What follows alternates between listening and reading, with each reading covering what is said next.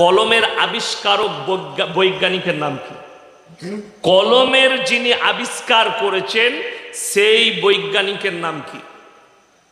কেউ যদি থাকেন, আমি তাকে 20 টাকা চা খেতে দেব, যদি কেউ বলতে পারে। 20 টাকায় হবে না, 100 টাকা দেবো মুখ বাসনে মুগের জিলাপি খাবার জন্য। একজন বলেন 100 টাকা দেবো, এক্ষুনি আমি এসছে। 100 হবে না, 200 টাকা দেবো, তোমার বউকে শুধু খাওয়াবে। বলো, বলতে পারছেন না? হ্যাঁ, আমার কাছে টাকা লাগবে না, ওয়াদা করুন। আমি ইয়াসিন আপনার দিকে বলে দিচ্ছি, কলমের আবিষ্কারক বৈজ্ঞানিকের নাম। তো নিয়ত করলেন, আজ থেকে আমরা উলামাদের টাচে থাকবো। জোরে বলুন ইনশাআল্লাহ। আলেমদের সংস্পর্শে আসবো। কলমের যিনি আবিষ্কারক, আল্লাহ রাব্বুল আলামিন নিজের নবীজি সাল্লাল্লাহু আলাইহি সাল্লামের হাত দ্বারা কলমের আবিষ্কার করলেন। জোরে বলুন সুবহানাল্লাহ। কোরআনে আছে আল্লামা বিল কালাম, হে নবী আমি কলমের সাহায্যে শিক্ষা দিয়েছি।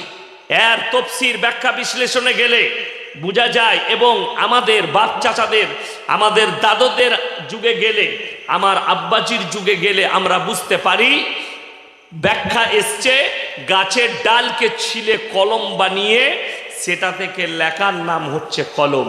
আর এটা আবিষ্কার করলেন আল্লাহ রাব্বুল আলামিন নিজের নবীজির হাত দ্বারা। হে নবী, কলমের সাহায্যে শিক্ষা নাও। কলমের কতটা দাম আছে, এডুকেশনের কতটা দাম আছে আমি আপনাকে বলে দিই। ভারতবর্ষের যতগুলো বক্তা আছে, উলামা আছে, যারা বিজ্ঞ বক্তা এখন বর্তমান যুগে, বড় বড় স্কলার পৃথিবীর, তাদের মুখ দিয়ে একটা ভাষা দেখিয়ে দাও যে তিনি বক্তব্যে বলেছে তোমার সামনেওয়ালা যাকে পাবে তাকে কেটে দাও। ফ্যানটা একটু আমার দিকে ঘুরান তো। ইয়েস, ঠিক আছে। একটা পাবেন না। চেন থেকে, দিনই শিক্ষা থেকে পেছিয়ে যাওয়া। আপনাকে বলে দিচ্ছি, এতগুলো মানুষ বসেছেন আপনার মুখ বাসন, এতগুলো লোক এসে বসলেন, আপনারা ইমানদারির সঙ্গে বলবেন।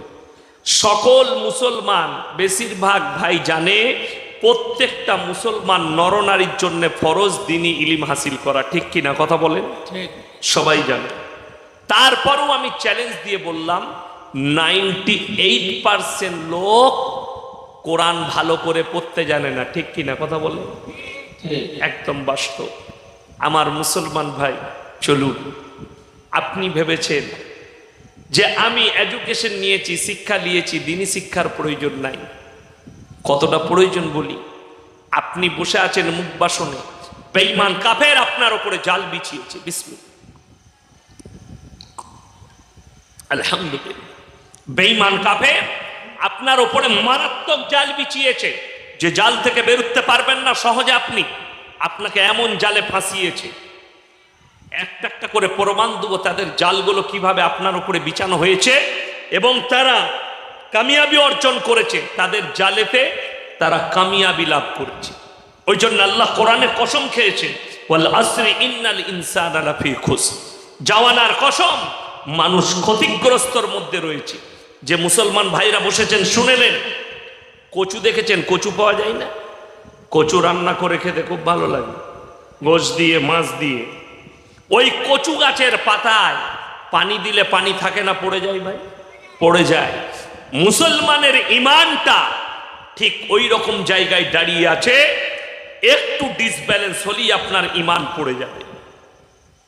তার একটা একটা করে প্রুফ আমি দেবো আপনাদিকে, যে মুসলমানদের ইমানগুলো কোথায় কোথায় কিভাবে ধ্বংস হচ্ছে, আর বেঈমান কাফেররা তারা কামিয়াবি